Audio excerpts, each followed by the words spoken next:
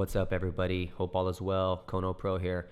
What we got is a simple, basic 8-foot wall I'll be building for you guys today.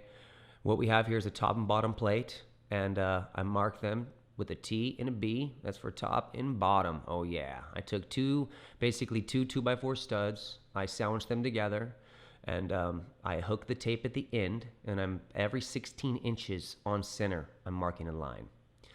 Now that's going to be for our studs. Now this is the top and the bottom plate. Like I said, I always put a stud at each end of the wall and then 16 on center.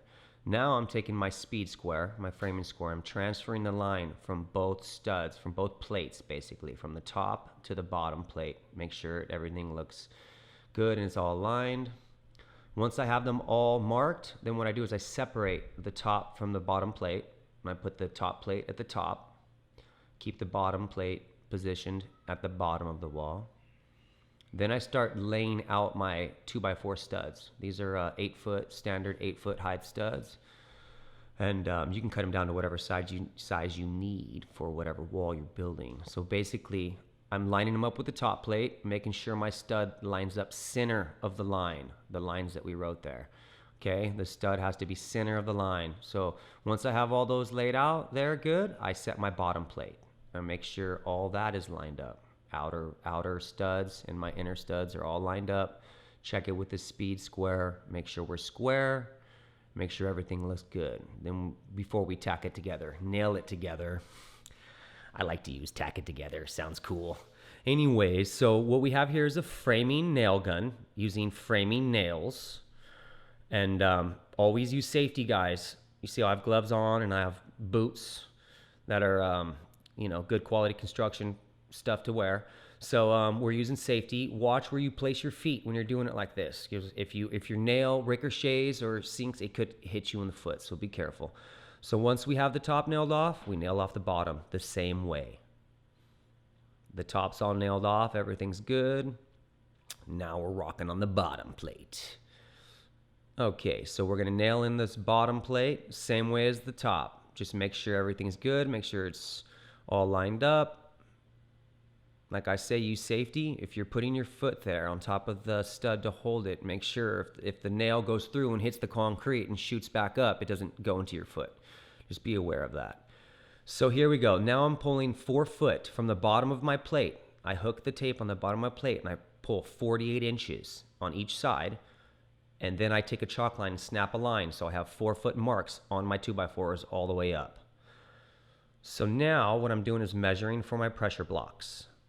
Those pressure blocks that we just talked about, that 4 foot line, that's what these pressure blocks are for. They're actually gonna go where the line is. So now what I'm doing is this is another option for measuring. Instead of measuring each bay and cutting your blocks, you can actually take a 2x4, lay it down, and just scribe your line at each stud, and then slide your line over to the next 2x4 stud and mark your line.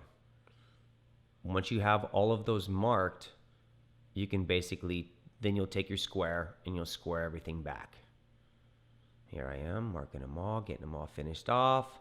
Here's my square. See, now I'm squaring back those little lines that I made, and that's going to be for every single bay. That's going to be my pressure block. Now I'm cutting them with a skill saw. Make sure my guard is down. Each cut I make is going to drop right into the bay that it's for. I do not tune the 2x4 around or anything like that, so I don't lose position of where my cuts all are. Then I throw my pressure blocks in the middle of the wall, because that's where my 4 foot line is that we marked. And then I'm going to set my blocks. Those blocks are going to go center of my 4 foot line, the 4 foot line that we pulled from the bottom plate. So we're going to start nailing them. Nail in the outside one first, then make sure that's flush, nail in the inside. So now what we're doing here is we're continuing with the pressure blocks. Now this is a toenail technique. You basically shoot underneath the other 2x4 block into the 2x4 block that you want to nail into. Making sure that's all square and lined up on our lines. As I say, center of our lines. Keep it nice and uniform.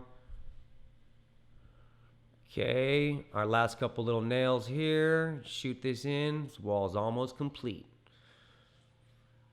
We got a couple more nails on the other side. Let's go ahead and button this wall up, get it all squared up and buttoned up. After we do that, make sure all the nails are in. We can move it around before, if you don't nail everything in, you start moving around, you can, make your wall a little unsquare.